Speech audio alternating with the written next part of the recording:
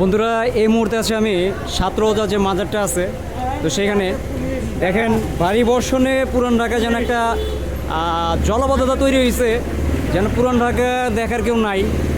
যখনই ভারী বর্ষণ হয় তখনই এরকম বৃষ্টির পানির কারণে একটা বন্যা আকার ধারণ করে।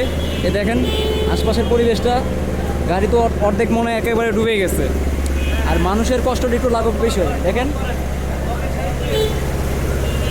মানে আমাদের পুরান ঢাকার যে কষ্টটা মানে শুধু আমরাই জানি, অন্য কেউ হয়তো জানে না।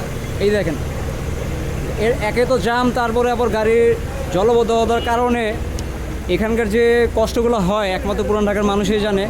যারা সরকারে যারা নীতি নির্ধারক যারা আছেন এই বিষয়টি একটু দেখবেন, যাতে আমরা পুরান ঢাকাবাসী যারা আছে আমরা জানি কিছুটা কষ্টের থেকে জানি মুক্তি পেতে পারি।